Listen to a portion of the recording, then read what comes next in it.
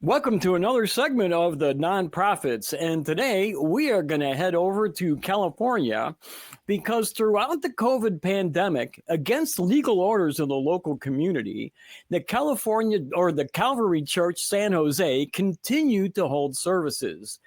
Pastor Mike McClure even told outright lies to his congregation about the epidemic, going as far as saying that 99.99% of people who contracted COVID didn't die. Mortality rates worldwide actually were about 3.4%. And he even encouraged his congregation to come to packed indoor services, even if they were sick. Well, of course, the local government stepped in to enforce the health ordinances. And while they didn't shut the church down, they did fine it. And those fines would eventually accrue to over $4 million. Of course, the church refused to pay, and they challenged those fines in court, and they lost. But the Calvary Church did appeal the decision to the California State Appellate Court. Unfortunately for them, they lost. The court ruled against them, finding the church had no merit in which to appeal, touting the pastor's language, flouting the law, and lacking any evidence the church was treated any differently than any secular organization would have been. The court dismissed the appeal, but they did lower the fines to just over $1.2 million.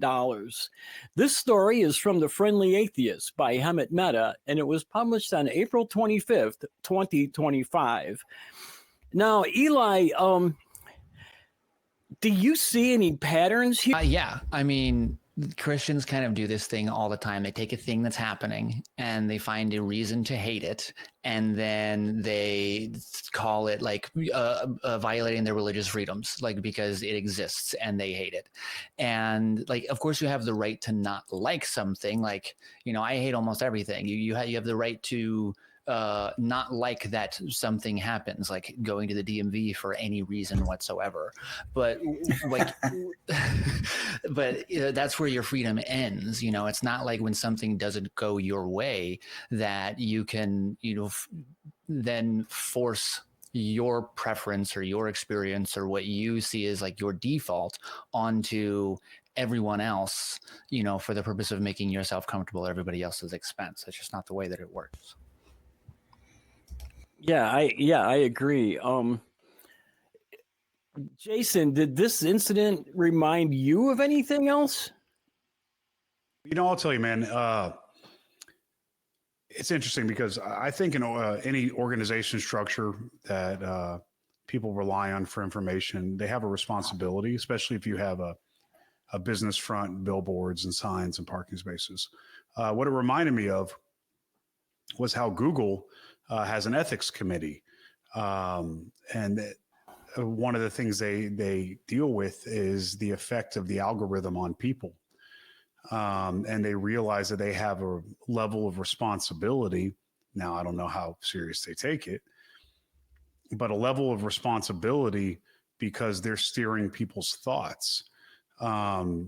It also reminds me of how, like, if there's a company or an organization promoting something and then it causes harm, or they're selling something and the product causes harm and somebody knew about it, kind of like in the movie Fight Club, if it's beyond the expected damage ratio or yada, yada, you can get sued.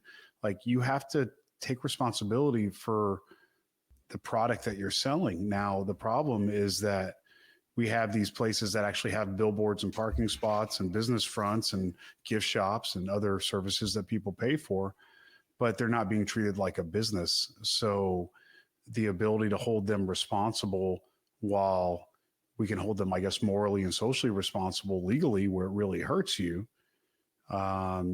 seems to be a gray area. So I'm hoping that a situation like this will really start to set a precedent and bleed into other churches like Christian Science, who refuse things like blood transfusions and health, and other organizations and churches that refuse those things, because, I mean, that stuff is terrible, and it leads to net harm. There's nothing positive. There's no benefit to it. It's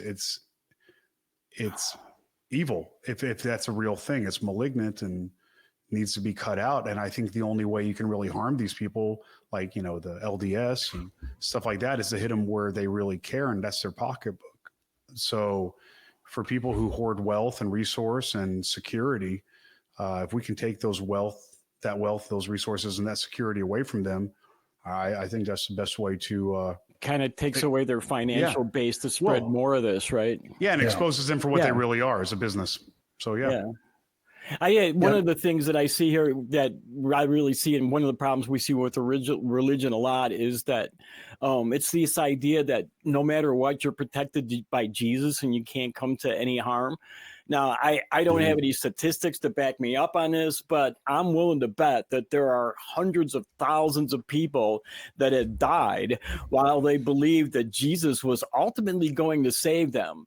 And if you do believe something like that, why bother doing anything to protect yourself? Jesus is going to do it. And surely there's no way you could do a better job than Jesus could, right? You know, we don't have to worry about global warming. Jesus will protect us, right? John, what were some of your personal thoughts on this whole affair? I find it tragic that that people just don't take responsibility for what they've wrought in the world. And churches are the biggest organizations who do that. They sit there and say, we're all love and peace and light and rainbows and unicorns. And then they cause major trauma to people as they're growing up and everything else, and they don't own it. They tend to try and dismiss anything that they do wrong because they're doing it in the name of this God or another. That's no excuse. They have to have accountability, and they've never had accountability under our legal system. The institutions themselves need to be held to account.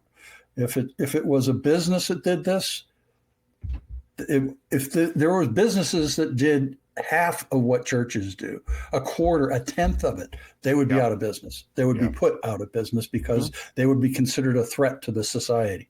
We do not register the threat as much as it really is and what it's actually doing. So it might even be considered a fraud, like you were saying, rainbows and unicorns. And what we're not getting rainbows and unicorns, we're getting hellfire and iron chariots, right? Well, yeah, right. And I'm the only fucking rainbow unicorn, so. I don't know if you're qualified to say that, actually. On the rainbow front, I think I kind of got that one locked up. No, I'm a catch. I'm going to go back to Eli for a second here. Now, Eli, what do you think this says about these church members and the way they prioritize their health? Well, I mean, it reminds me a little bit of, you said it earlier, and it reminded me of something that I thought about this is like, it's not only do they think that like God is going to protect them, right? But they also, of course, that like they have this idea of like spiritual health where and they talk, there are even like doctors, like some DOs involved with that, or medical providers. I don't want to say DOs specifically because I don't know that, but medical providers that talk about holistic healing often will engage in conversations about spiritual health with patients. And that gives this idea that spiritual health is just as tangible and real, as important of a thing as physical and mental and emotional health. So they then believe that they have the right to protect their spiritual health at the expense of the health of others, which I think there is merit to some extent to that idea, because like I think every human should prioritize their health over all others. And that's not to say that like, my health is more important than yours, because there's a difference between importance and priority, but it's more important to me. Exactly. Right. So like the nuclear launch codes are pretty important, but they're very, very low on my priority list because they don't have shit to do with me.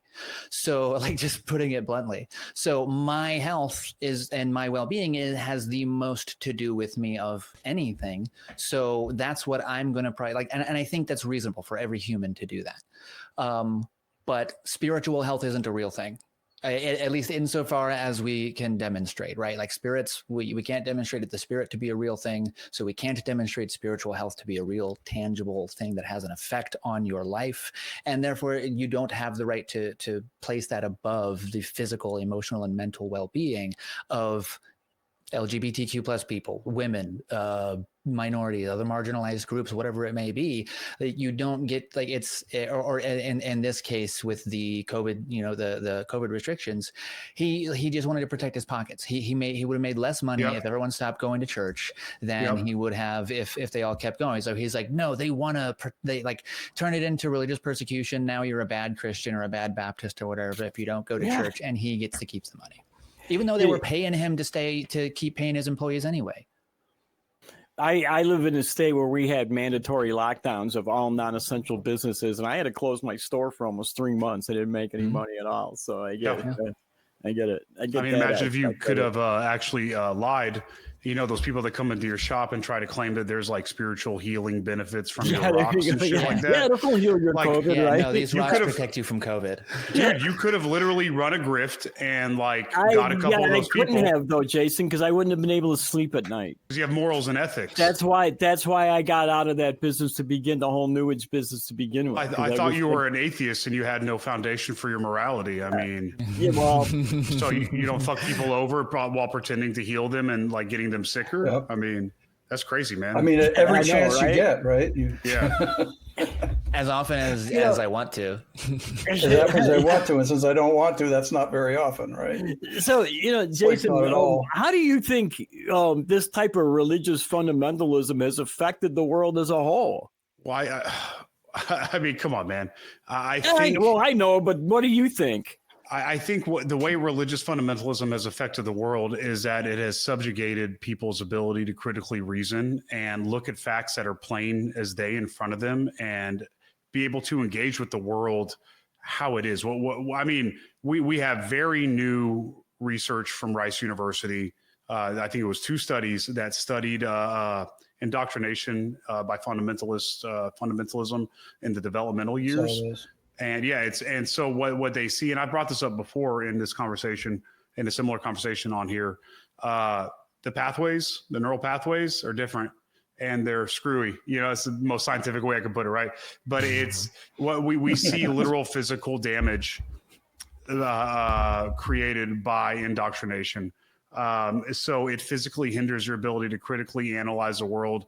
We see the trickle down to this with the acceptance of misinformation in societies that not only have authoritarian social structures, but also authoritarian religions. And whenever you put those 2 things together, that's the recipe for evil. Like I may differ for a lot of people on this panel to where while I would like to find all religion horrendous, I can't because I can't find any scientific basis in it.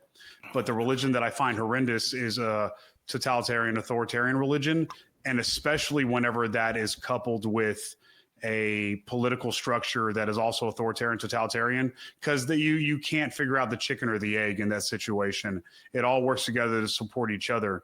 And we've seen that in places like in the United States. We've seen it in other places where the social structure and the religion and all the other structures work together to do whatever. I hate to bring it up. We see it in Nazi Germany. We see it in other places. We're seeing it in India with the Hindutva right now. Yeah, exactly. So you see it across the board. Yep. Yeah. So that's how I feel. I think you're looking at it in former Burma, Myanmar. Only it's Buddhist. Being authoritarian, they got rid of their government and the military took over. And the horrific things that are being done to the Rohingya is just outrageous genocide, and that's what happens. So, what do we do to stop that? To help stop that, John? Is there something that, I mean, I don't want to do a call to action or say you need to go out and do this, but as a human race, do you think that where is our future lie? What do we need to do as a race to survive this kind of crap? Do shit like this. We put our names and faces out here for the world to see. This is everybody's name and face. Stand up. Yeah, I mean, stand up and say something. I mean, it's everybody's real name. It's everybody's real face. People know where to find us. I play in bands. People can find me. We have back cruises, here's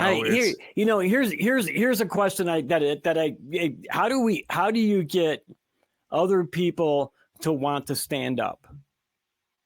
Sadly, I think in America, you have to become a martyr, which is really, I don't mean to sound fatalistic, but we get so fucking turned on over martyrs in the United States. Yeah. I don't know. I think we kind of have to do that.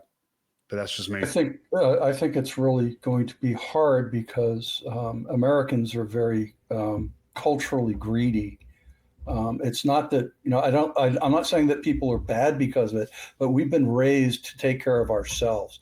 One of the things about the myth of the independent man or the cowboy is that if you're not dependent on anybody else, then you don't have to feel good or bad about that person. And so if we keep up the mythos that we have and don't trade it in for a more communal mythos, then we're gonna have this problem. People are going to be looking out for number one foreseeable future, and I probably won't, live that long to see it change. I think it's like. I think people are kind of starting to stand up more, but also not really. It doesn't really happen until it starts to affect them. So like there are people that may, that's the point. Right. Like they start to have regrets about maybe some past voting decisions because of how the policies that go into affect their family or whatever it may be. And then they're like, oh no, but they're really still not standing up because they're like, oh, well, I just won't vote for that person again, or I'll vote for someone else of the same, of the same affiliation next time. So it's, ideologies. I've thought a lot about like different like social ideologies and things like going on and like over the past like weeks and months. I've been thinking about a lot of different ways that people think about the ways that people think society is, and everybody has a different idea of like, oh, this is how all people are. This is how, and you can not really come to an agreement between any two different groups of people about like how everybody in the world behaves. So